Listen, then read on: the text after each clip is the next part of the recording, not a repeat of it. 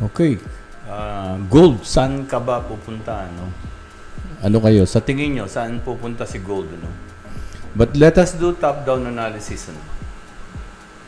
Kung makikita nyo, o makikita natin, talagang on a monthly time frame, gold are bearish. No? From opening dito, yan, opening yung price na yon. Dito, nag-opening yung price dito, and then, ito naman ngayon, from opening yung price dito, so bumababa talaga. Yan. Lows, bumababa yung closing niya. So, hindi lang masyadong halata, pero bumababa talaga yung si gold.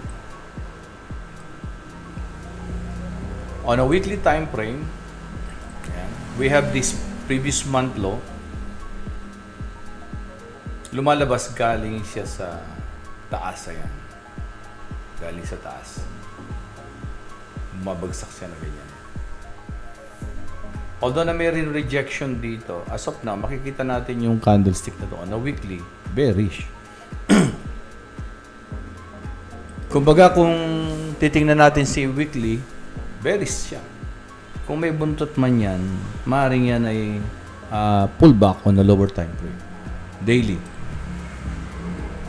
Sa daily, makikita natin ito, high, lower high, lower high, lower high. Ito ngayon, medyo nag-sideways. Yan.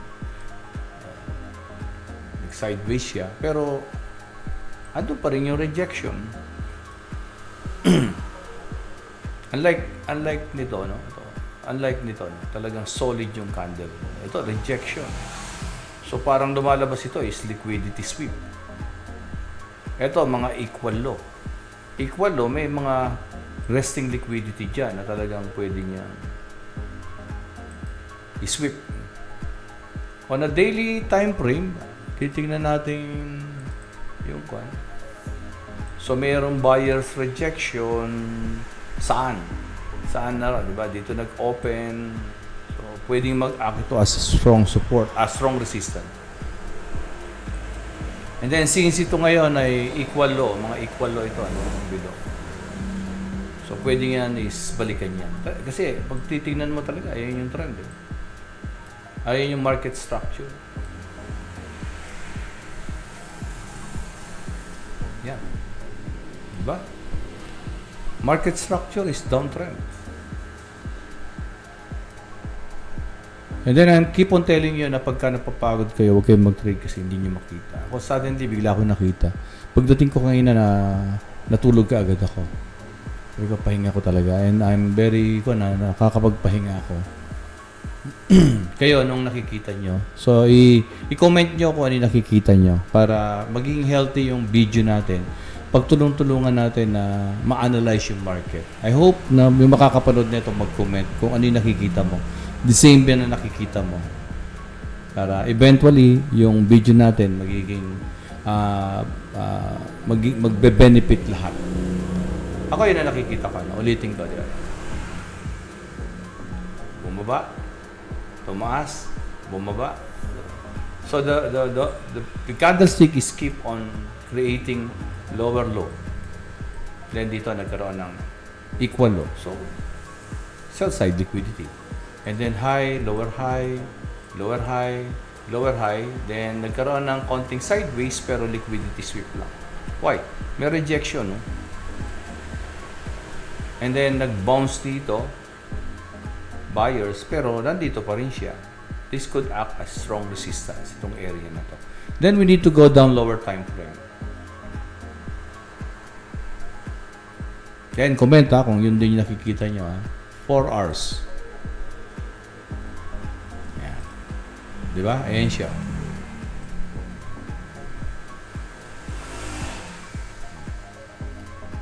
Fair value gap. Diba? Fair value gap. And then discount.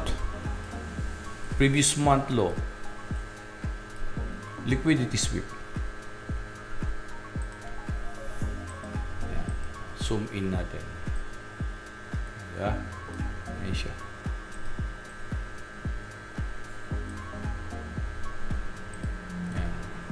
lower high, o higher low. Pero dito, meron na siya. Lower low na to. Lower low. And this actually is a lower high. Let us go down lower 1 hour time frame para mas visualize natin. 1 hour.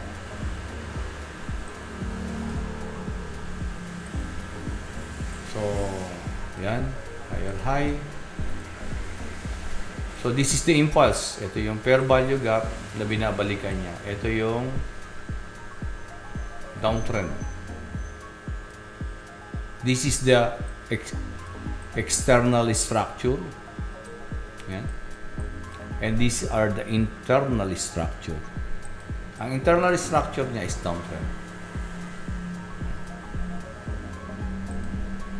So, 15 minutes, tingnan natin. 15 minutes. Sa 15 minutes, ayan, high, lower high, lower high. Higher low, lower low. Ayun.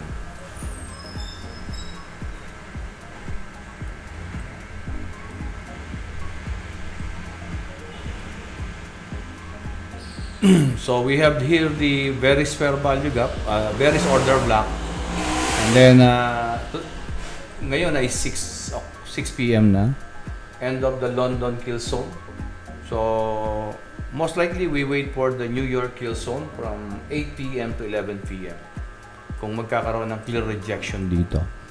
So I hope may assignment si Mate Jet mamaya. And again, please comment if you are seeing what I'm seeing. So sa ngayon, I'm going to wait for the